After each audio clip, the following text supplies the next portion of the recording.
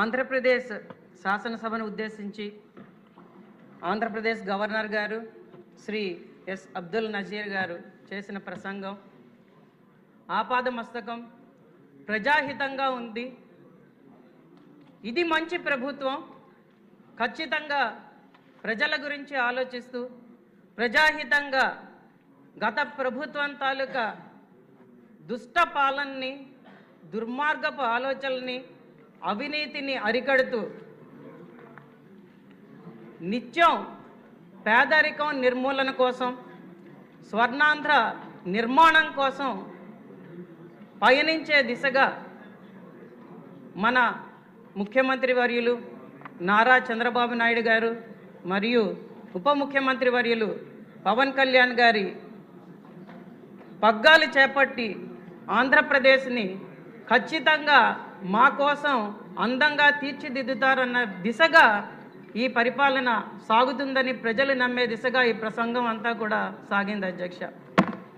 అధ్యక్ష, మీరు చెప్పినట్టుగా నిన్న సభలో వారి ప్రవర్తన చాలా అసహ్యంగా ఉంది.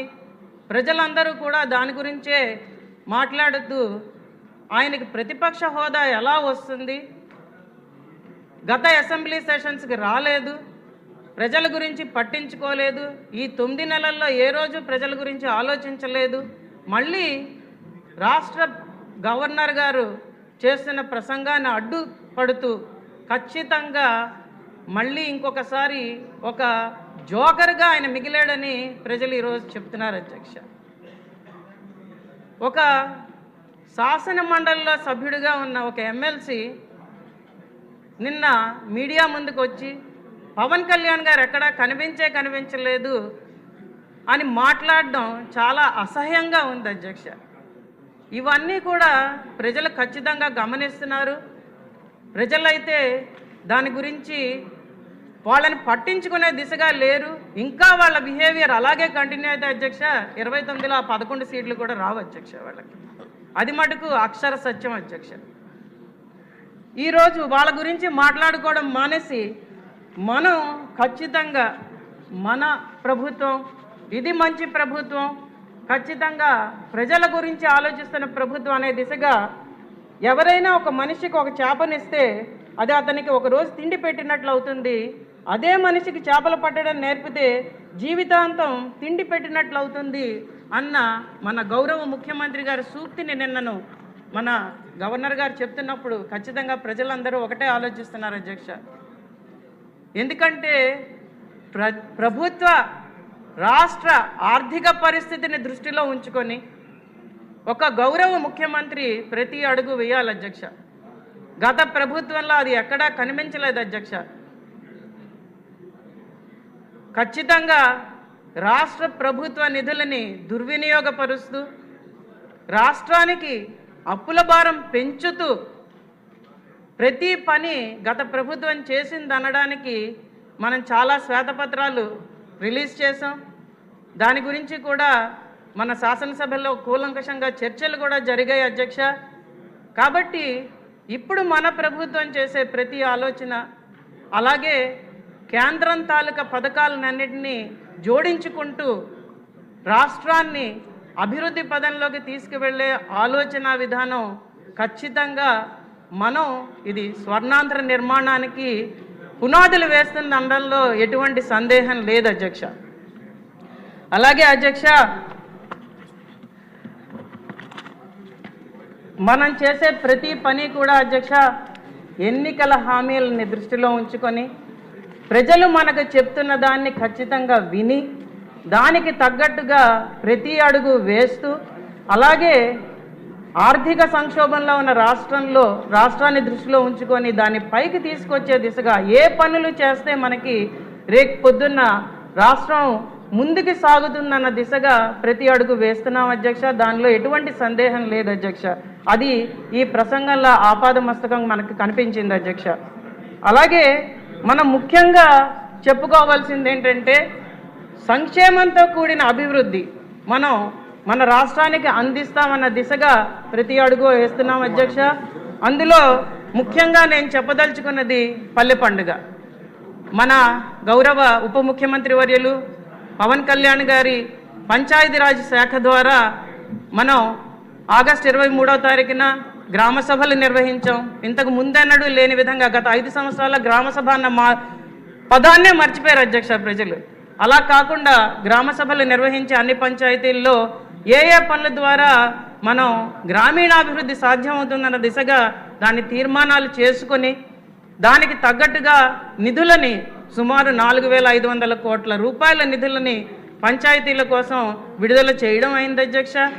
దానిలో అతి ముఖ్యంగా మనం మాట్లాడాల్సింది తుఫాను సమయంలో కూడా గిరిజన ప్రాంతానికి వచ్చి రోడ్ల శంకుస్థాపన చేసిన మన ఉప ముఖ్యమంత్రి వర్యులు పంచాయతీరాజ్ చొరవతో ఈరోజు డోలీ కష్టాలైతే ఖచ్చితంగా తీరాయని గిరిజనులు భావిస్తున్నారు అధ్యక్ష.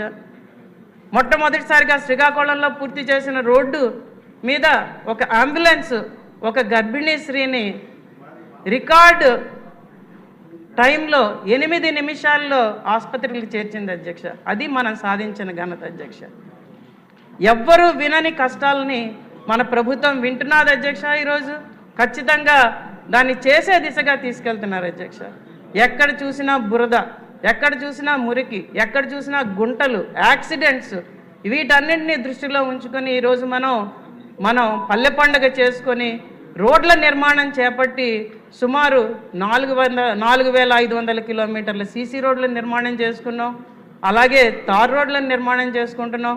అలాగే పాడైపోయిన ఆర్ఎండ్బి బీటీ రోడ్లను కూడా ఈరోజు మరమ్మతులు చేసే దిశగా ఖచ్చితంగా నిధులు విడుదల చేసి ఆ పనులు కూడా మనం సక్రమంగా పూర్తి చేసుకొని ఈరోజు ప్రజలు ఆనందంగా ఉండేటట్టు మంచి ఇన్ఫ్రాస్ట్రక్చర్ ఆంధ్రప్రదేశ్కి వచ్చేటట్టు మనం ప్రతి అడుగు వేస్తున్నాం అధ్యక్ష. దాన్ని ఈరోజు ప్రజలందరూ హర్షిస్తున్నారు అధ్యక్ష. ఇంకా చెప్పుకోవాల్సింది ప్యాడీ ప్రొక్యూర్మెంట్. ఖచ్చితంగా రైతులు గత ప్రభుత్వ హయాంలో ఎంత నష్టపోయామో మనకు తెలుసు అధ్యక్ష. ఎందుకంటే ఆర్బీకేలు అన్నారు, వాటి నిర్మాణం అన్నారు, సకాలంలో ఒక్క ఎరువు సప్లై చేయలేదు, సకాలంలో సీడ్స్ సప్లై చేయలేదు, సకాలంలో ప్యాడీ ప్రొక్యూర్మెంట్ చేయలేదు. ఎందుకంటే గత ఎలక్షన్ క్యాంపెయిన్లో మనం వెళ్ళినప్పుడు రైతులు కన్నీళ్లతో మొలకలెత్తిన విత్తనాలు మొలకలెత్తిన ధాన్యం చూపిస్తుంటే నిజంగా చాలా బాధ కలిగించింది అధ్యక్ష. అలాంటి పరిస్థితి లేకుండా నూతన సాంకేతిక నిపుణతను వాడుతూ ఖచ్చితంగా రైతులకి 48 గంటల లోపే, చాలామంది చెప్తున్నారు అధ్యక్ష, మేము ఆర్ఎస్కేలో స్లిప్ తీసుకున్న 3-4 గంటల లోపే మాకు డబ్బులు పడ్డాయని చాలామంది చెప్పడం జరిగింది అధ్యక్ష. ఎక్కడ కూడా ఏ సమస్య రాకుండా, అలాగే మన ట్రాక్టర్ విధానంలో కూడా మన జీపీఎస్లు పెట్టినప్పుడు సమస్య ఎత్తితే వెనువెంటనే స్పందించి ఏ వెహికల్ అయినా వాడుకోవచ్చు, సకాలంలో ధాన్యం మనం ప్రొక్యూర్ చేసుకోవాలని చెప్పి రైస్ మిల్లర్స్తో కూడా కరెక్ట్గా మాట్లాడి బీజీలు అన్నీ సరిగ్గా ఉండేటట్టు చూసి పాత బకాయిలు కూడా చెల్లిస్తూ ఈసారి ప్యాడీ ప్రొక్యూర్మెంట్ అనేది చాలా చక్కగా మన గవర్నమెంట్ చేసిందనేది ప్రతి రైతు ఈరోజు చెప్తున్నది అధ్యక్ష. ఖచ్చితంగా దానికి తోడు మనం ఈరోజు నీటిపారుదల సమస్య ప్రాజెక్టులన్నింటినీ కూడా సమగ్రంగా చూసుకొని దానికి పెద్దపీట వేస్తూ ఈసారి బడ్జెట్లో మనం ప్రతి ప్రాంతానికి ఇరిగేషన్ వాటర్ సప్లై చేయగలిగితే అధ్యక్ష రైతు ఈ 5 సంవత్సరాలు చాలా ఆనందంగా ఉంటాడు అధ్యక్ష. దాని దిశగా ఖచ్చితంగా ప్రభుత్వం ఆలోచిస్తున్న అండంలో ఎటువంటి అతిశయోక్తి లేదు అధ్యక్ష. అలాగే అధ్యక్ష మనం మాట్లాడుకోవాల్సింది పెన్షన్ల గురించి అధ్యక్ష. పెన్షన్లు 3,000 నుంచి 4,000కి పెంచుతూ ప్రతి ఒక్కరికి కూడా 1వ తారీఖు రోజే పెన్షన్లు ఇచ్చే దిశగా మనము కొన్ని సందర్భాల్లో అయితే ఆ రోజు సెలవు దినం అయితే 31నే పెన్షన్లు ఇచ్చే దిశగా ప్రతి శాసనసభ్యుడు అలాగే ప్రతి కార్యకర్త అలాగే అధికార యంత్రాంగంతో కలిసి ఈరోజు